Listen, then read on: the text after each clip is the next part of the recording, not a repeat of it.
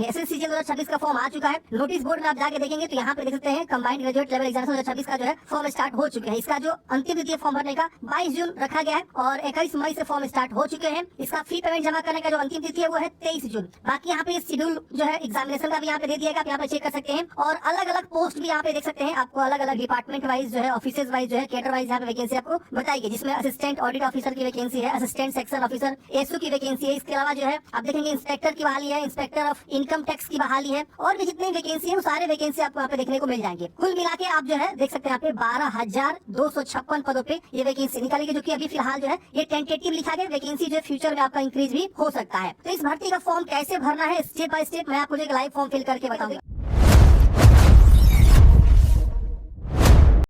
Link आपको description box में मिलेगा। आप चलिए जानते हैं कैसे आपको फॉर्म को भरना है। तो फॉर्म भरने के लिए यहाँ देखिए लॉगिन या रजिस्टर का बटन मिलेगा, हम इस पे क्लिक करेंगे तो यहाँ पे आपको सबसे पहले क्या करना होगा, रजिस्ट्रेशन करना होगा। अगर आप पहली बार यहाँ पे एसएससी का फॉर्म भरने जा रहे हैं, इससे पहले आपने कोई भी फॉर्म नहीं भरा, जैसे एसएससी के द्वारा एमपीएस, सीएचएसएल, जीडी कई सारी वैकेंसियां निकाली जाती है। ये जो बहाली है फ्रेंड्स ग्रेजुएशन पोस्ट के लिए है, मतलब जो भी लोग ग्रेजुएशन पास किए हैं वो फॉर्म भरेंगे। लेकिन अगर आप पहले से एसएससी जीडी का फॉर्म या सीएचएसएल, एमपीएस या और भी किसी प्रकार का फॉर्म भरे इस वेबसाइट पर, अगर आपने पहले से ओटीआर किया हुआ है तो आपको दोबारा ओटीआर करने की आवश्यकता नहीं है। आप पुराने वाला ही रजिस्ट्रेशन नंबर यहाँ लिखेंगे, पासवर्ड लिखेंगे, ये कैप्चा कोड यहाँ भरेंगे और उसको लॉगिन करेंगे तो डैशबोर्ड खुल जाएगा, वहां से आप फॉर्म भर सकते हैं। अगर आप पासवर्ड भूल चुके हैं तो यहाँ से फॉरगेट पासवर्ड का बटन आप इस पे क्लिक करेंगे तो आपका जिस प्रकार से पहला ऑप्शन टिक करके कंफर्म करेंगे तो आपको अपना जो है मोबाइल नंबर और यहाँ पे email ID, date of birth और 10वीं क्लास का बोर्ड का नाम बता के आप अपना पासवर्ड को यहाँ से फॉरगेट कर सकते हैं। ओटीपी जाएगा और फॉरगेट हो जाएगा। लेकिन अगर आप पहली बार फॉर्म भरने जा रहे हैं तो यहाँ रजिस्टर पे क्लिक करेंगे, यहाँ देखिए रजिस्ट्रेशन नाउ का ऑप्शन मिलेगा, आप इस पे क्लिक करेंगे तो आपका जो है रजिस्ट्रेशन वाला ये 4 स्टेप्स खुल के आ जाएंगे। यहाँ से आपको कंटिन्यू करना है और यहाँ से आपको चारों स्टेप्स को अच्छे से कंप्लीट करना है। मैंने अलग से जो है ओटीआर के रिगार्डिंग एक अलग से वीडियो बनाया हुआ, वीडियो नहीं देखे तो देख लीजिएगा, उसका लिंक आपको डिस्क्रिप्शन बॉक्स में मिलेगा। चलिए मैं आपको डायरेक्टली यहाँ से लॉगिन करता हूँ। मैं अपना registration number, password, captcha code भर के लॉगिन करूंगा। जिसे लॉगिन करेंगे फ्रेंड्स आपका इस प्रकार से डैशबोर्ड खुल जाएगा। यहाँ पे आप नीचे आएंगे तो यहाँ पे देखिए लाइव एग्जामिनेशन में आपको एसएससी सीजीएल 2026 का जो है यहाँ पे आपको नोटिस देखने को मिल जाएगा और यहाँ एप्लीकेशन स्टार्ट डेट, इन डेट और फी पेमेंट जमा करने का लास्ट डेट और कब से कब तक करेक्शन होगा। कोई गलती हो गया तो आप करेक्शन भी कर सकते हैं, उसका डेट यहाँ शो करेगा। आपको अप्लाई बटन मिलेगा, इस पे क्लिक करेंगे सीधे ये वाला पेज खुल के आ जाएगा। यहाँ पे आपको ध्यानपूर्वक पढ़ लेना है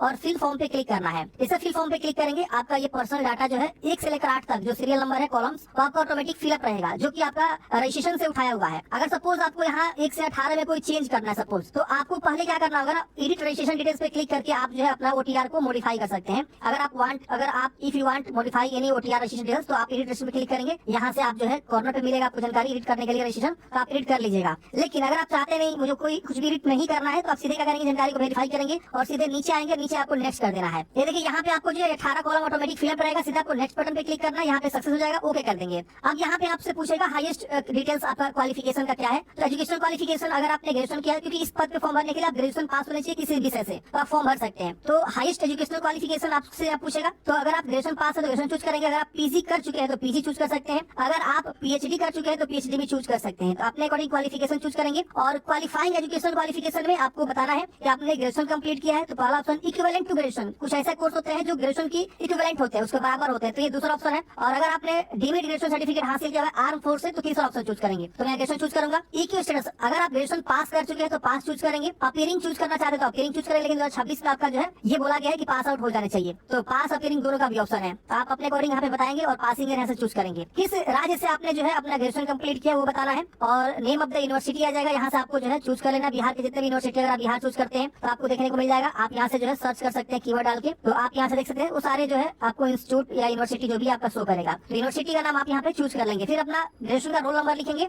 और फिर बोल रहा परसेंटेज लिखने के लिए, तो आपका जो भी ग्रेजुएशन का परसेंटेज है वो आप यहाँ पे क्या करेंगे, लिखेंगे। यहाँ पे एक नोट में जानकारी दिया गया है कि note candidates who do not their percentage mention on their marksheet due to कोविड-19 any other reason of the year 2021, जैसे कि कोविड-19 में बहुत सारे कैंडिडेट्स का जो है परसेंटेज नहीं मेंशन हुआ है, उनके मार्कशीट पे 2021 में उन लोग का एग्जाम होगा, तो वो लोग यहाँ पे परसेंटेज के तौर पे एनए लिख देंगे। क्या लिख देंगे, एनए। यहाँ लिखे साफ लिखा हुआ इंटर एनए। लेकिन जिनका परसेंटेज मेंशन है उनके मार्कशीट पे वो परसेंटेज यहाँ लिखेंगे। अगर सीजीपी है तो सीजीपी लिखेंगे, कोई एक आपको लिखना है, या तो परसेंटेज, जैसे हम परसेंटेज लिखेंगे सीजीपी डिसेबल हो जाएगा। अगर हम सीजीपी लिखेंगे तो यहाँ पे परसेंटेज डिसेबल हो जाएगा, तो आपको कोई एक लिखना है और फिर यहाँ से मैनेज करना है। सेव मैनेज करते ही ये डाटा सेव हो जाएगा। अगला स्टेप आपको खुलेगा। अब एडिशनल इन्फॉर्मेशन पूछा जाएगा आपसे कि आप एक्स सर्विस मैन है तो यस करेंगे, वरना नो करेंगे। एज में छूट चाहिए तो अगर आपको छूट चाहिए तो यस करेंगे, नहीं चाहिए तो नो कर सकते हैं। और अगर आप यस करेंगे तो आपका कैटेगरी यहाँ से पूछा जाएगा कि किस कैटेगरी का आप छूट लेना चाहते हैं। तो एससी एसटी को जो है 5 साल, ओबीसी को 3 साल का छूट मिलता है। बाकी विकलांग अलग अलग कैटेगरी वाइज भी आपको छूट देखने को मिलता है। Personal defence, personal disabled onward है तो उसका भी अलग से छूट मिलता है। तो आप यहाँ अपने अकॉर्डिंग एज में छूट लेना चाहते हो दे सकते हैं। तो एक बार नोटिस आप देखेंगे, नोटिस में आपको सारी जानकारी दिया हुआ है कि किसके लिए कितना एज चाहिए। यहाँ देख सकते हैं 18-27 वर्ष एज है जो कि आपको बताया गया है। और फॉर द पोस्ट ऑफ 20 से 30, जैसे कुछ ऐसे पद है जिसमें 18-27 वर्ष चाहिए, पोस्ट के अकॉर्डिंग इसमें जो है आपका एज लिमिट है। किसी में 20 से 30 चाहिए, किसी में 18 से 30 चाहिए, 1832 वाला भी यहाँ पे कई सारे ऐसे पोस्ट है। इसके अलावा ऊपर में छूट है। तो आप देख लीजिए, अगर आपका उम्र ज्यादा हो चुका है तो आप यहाँ छूट ले सकते हैं, नहीं तो आप इसे नो करेंगे। यहाँ पे आप चाहे तो यस कर दीजिए, नो कर दीजिए, इससे कोई मतलब नहीं पड़ता है। आप इसको वैसे सेव एंड नेक्स्ट कर देंगे, ये डेटा सेव हो जाएगा, ओके करेंगे। अब आपको यहाँ पे प्रीफरेंस देना है एग्जामिनेशन सेंटर का। तो आपको 3 एग्जाम सेंटर देना है प्रीफरेंस के तौर पे। तो वो 3 आप प्रीफरेंस यहाँ पे करेंगे, डाल देंगे जो भी आप जहाँ भी रखना चाहते हैं अपने अकॉर्डिंग 3 प्रीफरेंस। फिर यहाँ पे medium of computer based examination, किस भाषा में आप एग्जाम देना चाहते हैं, हिंदी में कि अंग्रेजी में, अपने अकॉर्डिंग चुनाव करेंगे। फिर दोबारा आपको कंफर्म करना है। यहाँ पे विकलांग पर्सन के लिए ऑप्शन है। तो अगर आप ओटीआर में अपना विकलांग पर्सन डाले हैं कि हम विकलांग है यस पे, तो सबके लिए ऑन मिलेगा, बाकी सबके लिए डिसेबल मिलेगा। इसकी वजह से यहाँ पे अगर आपको लिखने में डिफिकल्टी है तो आप यहाँ पे स्क्राइब ले सकते हैं, फिजिकल लिमिटेशन यस करेंगे और अपना जो है रिक्वेस्ट सर्टिफिकेट यहाँ अपलोड करेंगे, नहीं इसको नो करेंगे। तो ये भी विकलांग पर्सन के लिए है, ये सब कोई नो कर देगा। विकलांग वाले अपने अकॉर्डिंग देख सकते हैं, अगर उनको स्क्राइब चाहिए तो यस करके अपना जानकारी को देगा। आप देखिए यहाँ पे एक और पोस्ट है जो कि इसमें कुछ अलग ही प्रकार का क्वालिफिकेशन रखा जाता है। Are you also applying for the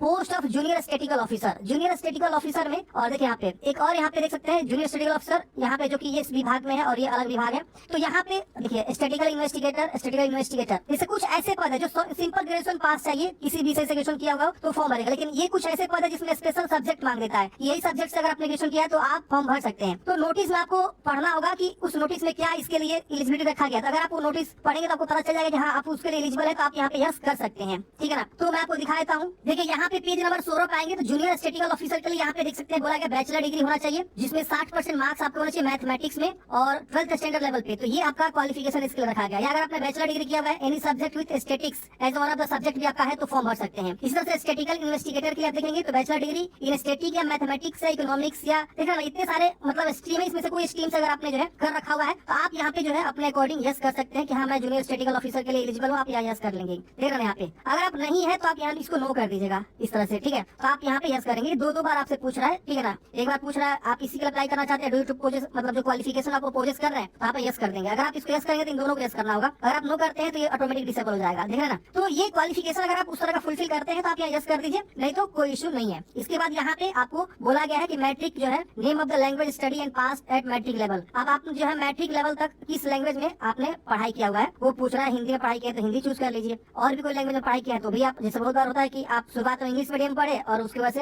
Hindi medium में शिफ्ट हो गए, ऐसा भी हो सकता है। फिर यहाँ पे दोबारा आपको बतानी है कि मीडियम ऑफ मैट्रिकुलेशन, मैट्रिक में आपने जो है कौन सा मीडियम में एग्जामिनेशन दिया हुआ है, अंग्रेजी में कि हिंदी में, ये पूछा जा रहा है। Are you also applying for the post of statistical audit officer. अच्छा, ऑडिट ऑफिसर का भी अलग क्वालिफिकेशन है, तो यहीं पे दिया हुआ देख सकते हैं यहाँ पे ऑडिट ऑफिसर। देखिए अकाउंट ऑफिसर, असिस्टेंट ऑफिसर, देख रहे ना, ये देखा असिस्टेंट ऑडिट ऑफिसर। तो बैचलर डिग्री चाहिए किसी भी इंस्टीट्यूट से तो आप फॉर्म भर सकते हैं। बाकी यहाँ पे प्रोफिशिएंसी के बारे में बोला गया है, तो वही आपसे पूछ रहा है। अगर आप फुलफिल कर रहे हैं तो आप यहाँ यस करेंगे, नहीं तो आप यहाँ पे नो करेंगे, ठीक है। आप चाहे तो यस कर सकते हैं, आपके ऊपर निर्भर करता है। फिर यहाँ पूछ रहा है कि असिस्टेंट ऑडिट ऑफिसर के लिए अप्लाई करना चाहते हैं, कुछ ऐसे पद हैं। बाकी देखिए बाकी कुछ ऐसे पद हैं जिसमें स्पेशल क्वालिफिकेशन बोला गया है, तो आप यहाँ से देख लीजिए एक बार और उसको यस कर दिए। नहीं करना चाहते तो आप नो भी कर सकते हैं। ये देखिए अकाउंट ऑफिसर के लिए अलग से पूछा जा रहा है, चाहते तो यस भी कर सकते हैं, नहीं चाहते तो आप इसको नो कर दीजिएगा। तो इस तरह से आपको चूज कर लेना है और यहाँ से नेक्स्ट करना है। क्वालिफिकेशन के ऊपर निर्भर करता है कि आप क्वालिफिकेशन क्या फुलफिल कर रहे हैं उसके ऊपर। अब अगला स्टेप में फोटोग्राफ और सिग्नेचर अपलोड करनी है। तो ये आगे का प्रोसेस जो है फोटोग्राफ सिग्नेचर मोबाइल से मैं करके दिखाने वाला हूँ, क्योंकि यहाँ पे जो है ना फेस ऑथेंटिकेशन किया जा रहा है। फेस ऑथेंटिकेशन में क्या है कि आपको जो है ये मोबाइल से ही पॉसिबल है, क्योंकि इसमें जो है ना फेस को, चेहरा को देख के जो है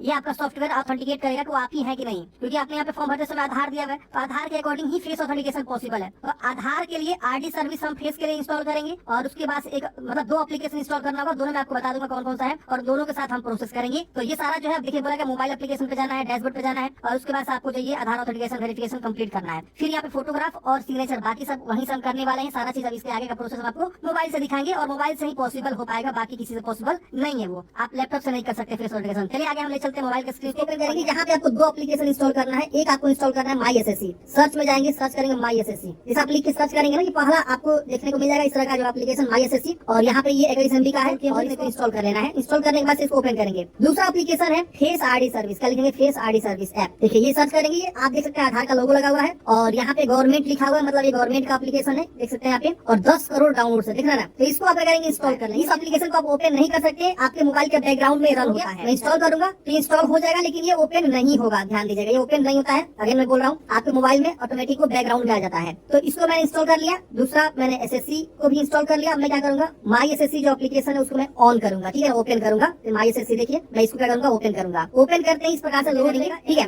यहाँ पे देखिए कॉर्नर पे लॉगिन रजिस्टर का बटन, इस पे क्लिक करेंगे और जिस यूजर आईडी पासवर्ड से आप लॉगिन करते हैं एसएससी के पोर्टल पे, वही यूजर आईडी पासवर्ड लिख के अच्छा कोड भर के आप लॉगिन करेंगे। आप यहाँ से भी फॉरगेट कर सकते हैं पासवर्ड को, सारा प्रोसेस यहाँ से भी कर सकते हैं। आप यहाँ से भी ओटीआर कर सकते हैं, रजिस्ट्रेशन कर सकते हैं, सारा चीज कर सकते हैं। तो चलिए मैं यहाँ पे क्या करता हूँ, लॉगिन कर लेता हूँ फटाफट। जैसे लॉगिन करेंगे तो आपका डैशबोर्ड खुल जाएगा। यहाँ देखिए डैशबोर्ड का एक सिंबल बन जाएगा नीचे में और यहाँ कॉर्नर पे आपका जो है आधार पे ग्रीन टिक लगाएगा, समझ लीजिए आपका लॉगिन हो चुका है। तो आप क्या करेंगे ना, डैशबोर्ड पे क्लिक करेंगे नीचे में। जैसे डैशबोर्ड पे क्लिक करेंगे ना तो यहाँ पे जो भी एग्जामिनेशन चल रहे हैं एसएससी सीजीएल का, वो आपको शो हो जाएगा। देखिए शो हो गया। और अभी क्या करेंगे, आपको आना है माई एप्लीकेशन पे, क्योंकि हमने ऑलरेडी लैपटॉप से इसको ओपन कर दिया है। तो यहाँ पे आप क्लिक करेंगे तो आपका वो अप्लाई नहीं होगा, दिखाए तो देखिए तेरा ना आपका ऑलरेडी पेंडिंग दिखाएगा। तो आप ओके करेंगे तो जाना है आपको कहाँ पे, माई एप्लीकेशन में जाना है। और यहाँ देखिए आपका जो फॉर्म है सीजीएल वाला आपका शो करेगा, कंटिन्यू वाला बटन जो दिखेगा आपको उस पर क्लिक करना है। अब आपका वो सारा स्टेप खुल के आ जाएगा। सीधे आपको क्या करना है, यहाँ सेव एंड नेक्स्ट कर देना है, ठीक है। अब आपका एजुकेशनल क्वालिफिकेशन सारा ऑलरेडी फिलअप रहेगा। अगेन सेव एंड नेक्स्ट करेंगे, अगेन ये हटाया जाएगा, फिर सेव एंड नेक्स्ट करेंगे, ये हटाया जाएगा, फिर अगेन सेव एंड नेक्स्ट करेंगे। अब आपको यहाँ पे लेकर आ जाएगा पांचवें स्टेप फेस ऑथेंटिकेशन वाला पे। अब आपको इसको टिक करना है और यहाँ देखिए ऑप्शन मिलता है आधार फेस ऑथेंटिकेशन, इस पे क्लिक करेंगे और इस तरह से आपको जो है अलाउ करते चला जाना है। आपका कैमरा ये परमिशन मांग रहा है। आप देखिए ऑटोमेटिक ये आधार वाला जो हमने आईडी सर्विस इंस्टॉल किया था एप्लीकेशन, ऑटोमेटिक यहाँ आ जाएगा, ऑटोमेटिक आएगा। और यहाँ पे इस तरह से प्रोसेस लेगा, आपको यहाँ पे क्लिक करना है इसको। और यहाँ देखिए बोला है कि अपने फेस को जो है सर्कल में लाना है और अच्छे से मेंटेन करना है अपने चेहरा को कैप्चर करने के लिए। और ध्यान रखना है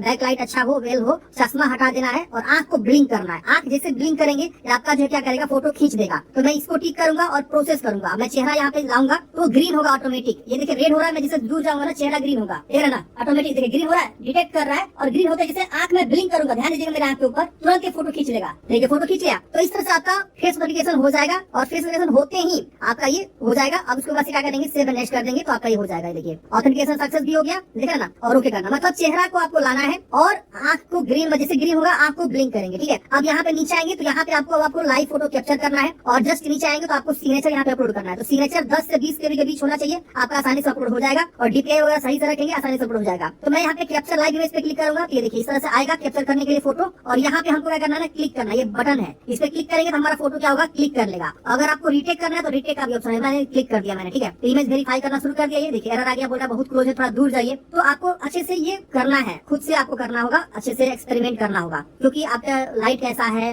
उस पर निर्भर करता है, बैकग्राउंड क्या है उस पर निर्भर करता है। तो प्रॉपर आपको फोटो खींचना होगा। तो फ्रेंड्स आप देख सकते हैं मैंने यहाँ पे कैप्चर कर लिया है। मेरा फोटो इस प्रकार से सिंगल बैकग्राउंड में था और प्रॉपर लाइट था, तो अच्छे से ले लिया। अब कैप्चर अगेन करना चाहते हैं तो दोबारा भी आप कैप्चर कर सकते हैं। अब नीचे में आपको क्या करना है, फोटोग्राफ अपलोड करना है, सिग्नेचर अपलोड करना है, जो आपका स्कैन किया सिग्नेचर होना चाहिए। और उसके बाद यहाँ से सेव एंड नेक्स्ट करेंगे। जैसा आप सिग्नेचर यहाँ पे चूज करते हैं ना, तो यहाँ पे क्रॉप करने का ऑप्शन आता है, तो आप यहाँ पे क्रॉप भी कर सकते हैं, तेरा ना थोड़ा सिग्नेचर को आप जूम इन जूम आउट भी कर सकते हैं। और यहाँ इसको टिक करेंगे ऊपर में तो आपका ये सिग्नेचर वेरीफाई कर लेगा, ओके करेंगे, देखिए अपलोड हो गया। आप चाहते हैं दोबारा पिक करना सिग्नेचर को, दोबारा भी आप यहाँ पिक कर सकते हैं, सेव एंड नेक्स्ट करेंगे, आसानी से ये सक्सेस हो जाएगा। ये सारा डिटेल्स आपका शो करेगा, मतलब ये आपका रिव्यू है। रिव्यू आप चेक करेंगे कि कहीं कुछ गलती तो नहीं है। अगर इसमें कहीं कुछ गलती है तो उसको सुधार सकते हैं। प्रीवियस का बटन है नीचे में, आप जाकर सुधारिए, नहीं तो सीधे एक बटन मिलता है आपको सेव एंड नेक्स्ट का, आप इस पे क्लिक करेंगे, आपका अगला स्टेप खुल के आ जाएगा। सेव एंड नेक्स्ट करते हैं, यहाँ आई एग्री का बटन आएगा, फिर कैप्चा कोड जैसे लिखा होगा आपको वैसे से लिखना है। और उसके बाद से आपको क्या करना है, नीचे में एक सबमिट बटन मिलेगा, उस पर क्लिक कर देना है। जिसे सबमिट करेंगे आपका इस प्रकार से लिख देगा सक्सेसफुली आपका कंटेंट वेरिफिकेशन पेंडिंग है, मतलब आपका आवेदन तो रिसीव हो गया है उनके पास। अब उनका काम है वेरिफिकेशन करना, फॉर्म सही है कि नहीं है, उनका काम है, एसएससी वाला काम है। अब आपको यहाँ पे फॉर्म सबमिट हो चुका है। अब आपको मेक पेमेंट का ऑप्शन मिलेगा। देखिए जो लोग जनरल ओबीसी ईडब्ल्यूएस आएंगे उनको 100 रुपए का आवेदन शुल्क यहाँ पे आएगा मेक पेमेंट करने के लिए। और जो लोग एससी एसटी से आएंगे या विकलांग होंगे या कोई फीमेल है मतलब किसी कैटेगरी से हो, तो उनको यहाँ पे मेक पेमेंट का बटन ही नहीं दिखेगा, वो सीधे यहाँ पे प्रिंट करने का ऑप्शन मिल जाएगा। और हालांकि उनको गो टू होम पेज का ऑप्शन मिलेगा। अब आप जो यहाँ पे फॉर्म को सबमिट करेंगे, तो चलिए मैं मेक पेमेंट पे क्लिक करूंगा। यहाँ पे 2 ऑप्शन मिलेगा, मैं एसबीआई चूज करता हूँ, पे क्लिक करूंगा, सीधा को पेमेंट गेटवे पे लेकर आ जाएगा। यहाँ पे हम जो है कई सारे ऑप्शन देख सकते हैं, यूपीआई का भी है,